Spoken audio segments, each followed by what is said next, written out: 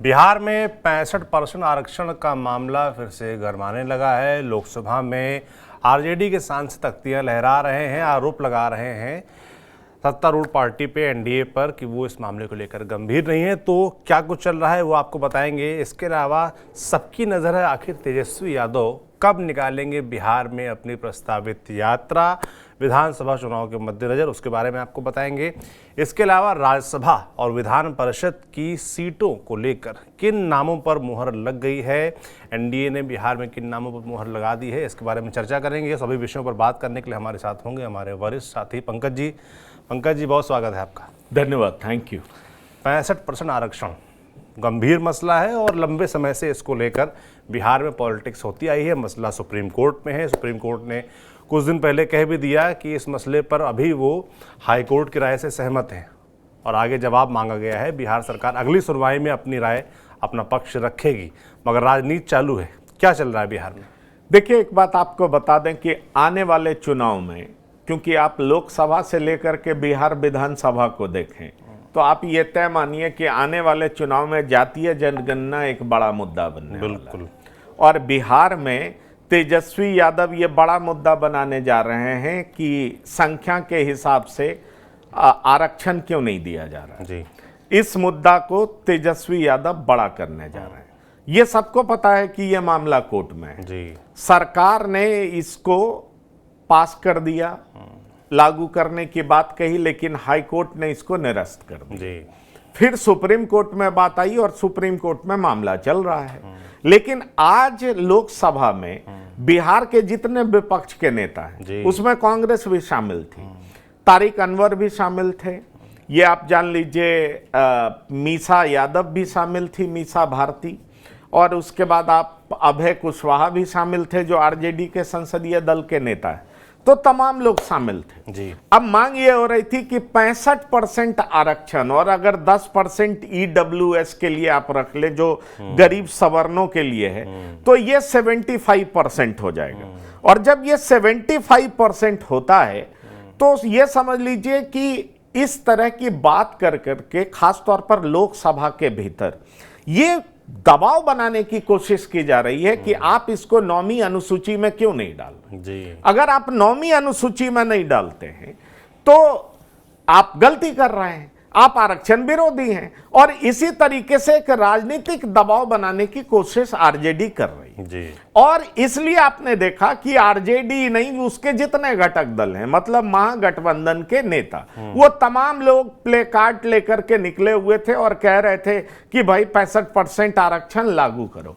अब तेजस्वी यादव के तरफ से बार बार कहा जाता है, उनकी पार्टी कहती है कि 17 महीने हम सरकार में रहे, जातीय जनगणना हमने कराया, इतनी नौकरियां हमने दी। नीतीश कुमार कहते हैं कि अरे जातीय जनगणना तो मेरा मुद्दा था।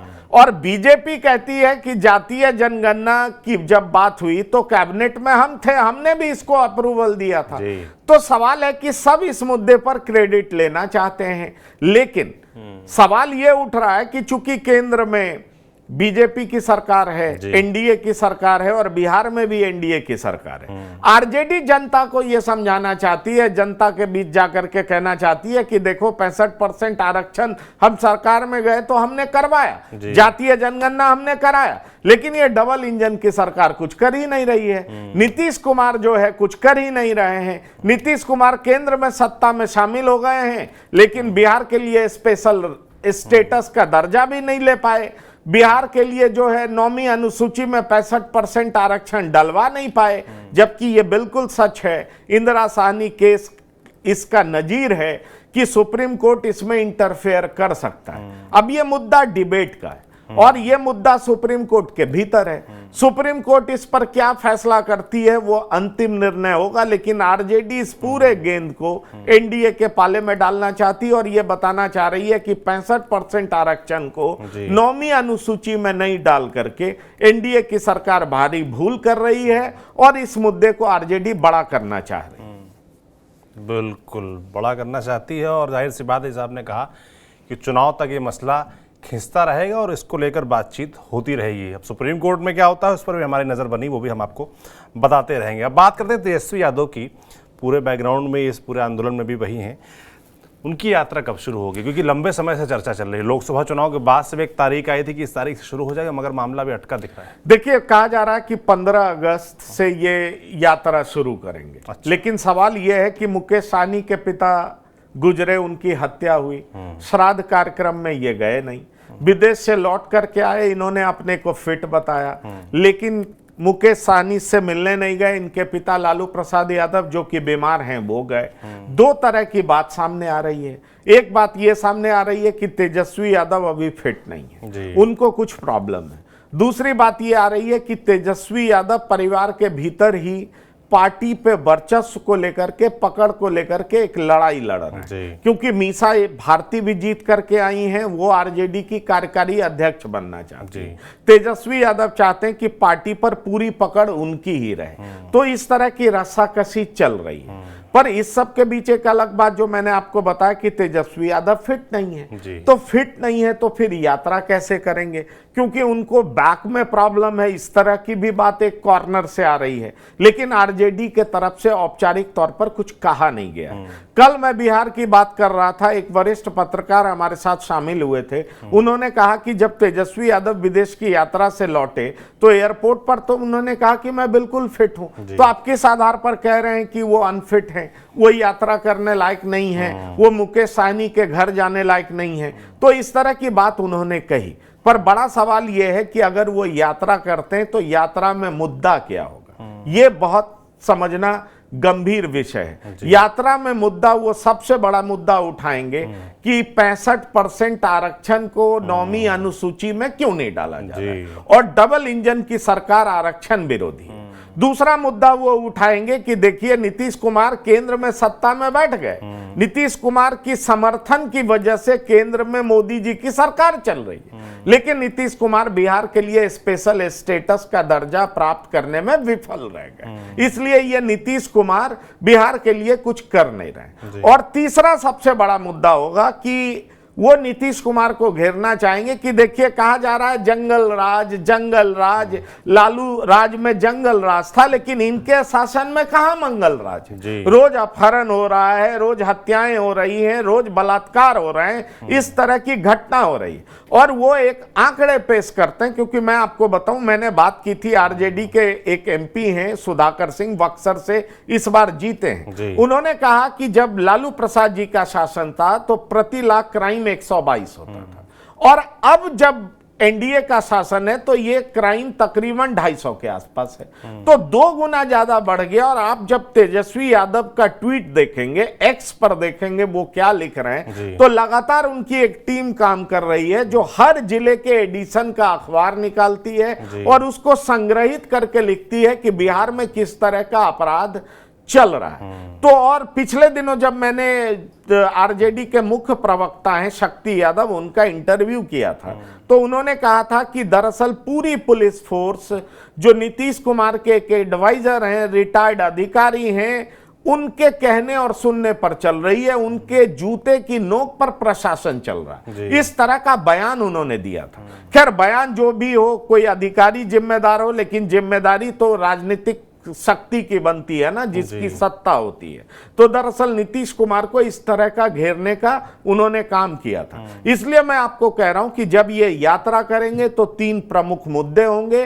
बिहार को स्पेशल स्टेटस क्यों नहीं मिला, दूसरा 65% आरक्षण को 9वीं सूची में क्यों नहीं डाला गया, और तीसरा अपराध के मामले पर नीतीश कुमार और बीजेपी की सरकार को घेरने का प्रयास तेजस्वी यादव करेंगे, और पूरे बिहार की यात्रा करके अपने कोर वोटर्स को वो मजबूत करेंगे। क्योंकि हमें ये नहीं भूलना चाहिए कि तीसरी राजनीतिक ताकत के रूप में प्रशांत किशोर भी बड़ी तेजी से उभर रहे हैं, और प्रशांत किशोर चैलेंज आरजेडी को भी देंगे, प्रशांत किशोर चैलेंज एनडीए को भी देंगे। इसलिए एनडीए हो चाहे महागठबंधन हो, दोनों अपने आधार वोट बैंक को मजबूत करने की कोशिश करेगी, और इस बार का जो विधानसभा चुनाव होगा ये लड़ाई बहुत जबरदस्त होगी। बिल्कुल देखने वाला होगा। लोकसभा के बाद अब विधानसभा चुनाव पर, खासतौर पर बिहार के विधानसभा चुनाव पर सबकी नज़र है, इंतजार भी है, और उसके लिए जो यात्रा शुरू करने वाले हैं तेजस्वी, उसके बारे में हमने चर्चा की। राज्यसभा और विधान परिषद की कुछ सीटें खाली हैं, उनको लेकर लगातार नाम सामने आ रहे हैं। कुछ नाम फाइनल हो गए बताया जा रहा है। एनडीए ने, बीजेपी और नीतीश कुमार ने मिलकर कुछ नाम फाइनल किए। कौन से नाम है ये? देखिए, ये चर्चा लंबे समय से चल रही है। एक नाम तो उपेंद्र कुशवाहा का आ गया सबसे था। फाइनल, जी। और उपेंद्र कुशवाहा के चांसेस इसलिए भी बढ़ जाते हैं क्योंकि सम्राट चौधरी अध्यक्ष पद से हट गए। कुशवाहा को नाराज नहीं कर सकती बीजेपी, जेडीयू, तो एक तो फाइनल है। दूसरे नाम को लेकर के बहुत तरह की कयासबाजियां चल रही हैं। कहा जा रहा है कि बीजेपी आरके सिंह को बना सकती है। कहा जा रहा है कि जेडीयू एरिस्टो के जो ऑनर हैं भोला शर्मा, या वन ऑफ द ऑनर्स हैं, उसमें भोला शर्मा जो कि नीतीश कुमार के बहुत करीब माने जाते हैं, वो भी राज्यसभा भेजे जा सकते हैं। पर होगा क्या, ये देखना दिलचस्प होगा। और भी कई नाम है, शाहनवाज हुसैन का भी नाम है, क्योंकि शाहनवाज हुसैन को जिम्मेदारी कश्मीर की दी गई थी, वहां पर उन्होंने बड़ी अच्छी भूमिका अदा की थी। शाहनवाज हुसैन जो सरकार है यहाँ पर, वो ये मंत्री भी रहे थे पिछली बार जब एनडीए की सरकार थी।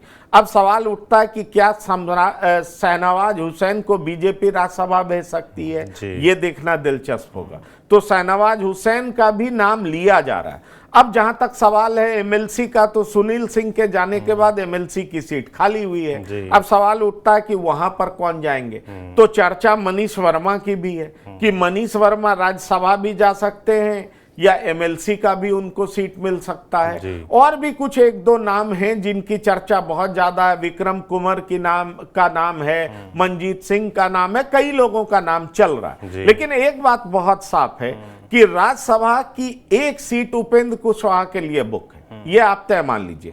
दूसरे सीट जेडीयू कोटे से जाएगी या बीजेपी कोटे से जाएगी, ये अभी बहुत क्लियर नहीं है। नाम बहुत, चर्चा बहुत तेज है, और मुझे लगता है बीजेपी जरूर प्रयास करेगी कि आरके सिंह को भेजें या शाहनवाज हुसैन को भेजें। और अगर जेडीयू अपने कोटे से भेजती है तो निश्चित तौर पर जेडीयू भी सोचेगी कि आखिरकार किसको भेजा जाए। उसमें फिर भोला शर्मा का भी नाम आता है और उसमें मनीष वर्मा का भी नाम आता है, जो कि नीतीश कुमार के उत्तराधिकारी के तौर पर देखे जा रहे हैं। उन्होंने वीआरएस ले लिया, ब्यूरोक्रेट रहे हैं, उड़ीसा कैडर के आईएएस ऑफिसर हैं, जी हाँ, और उनको महासचिव भी बनाया गया। तो देखिए, ये चर्चा अभी जोरों पर है, लेकिन नाम बहुत क्लियर हो नहीं पाया है। पर चर्चा लगातार तेज है, राजनीतिक गलियारे में सुगबुगाहट बहुत तेज है। कई नेता अपने लिए दिल्ली का दौरा भी कर रहे हैं, दिल्ली दौड़ भी लगा रहे हैं, बड़े नेताओं से मिल भी रहे हैं। लेकिन अंतिम नाम किसका फाइनल होगा दूसरे राज्यसभा सीट के लिए और साथ ही साथ एमएलसी के लिए, ये अभी पूरे तरीके से तय नहीं हो पाया। बिल्कुल, पर नाम सामने आ रहे हैं, तमाम नाम पंकज जी ने आपको बताए भी। आपको क्या लगता है कौन से नाम जाएंगे राज्यसभा और विधान परिषद में? हमें लिखकर कमेंट बॉक्स में ज़रूर बताइएगा। बाकी बिहार है, बिहार की राजनीति है, लगातार अपडेट्स आते रहते हैं, यूं ही आप तक हम पहुंचाते रहेंगे। आप देखते रहिए TV9 डिजिटल। शुक्रिया।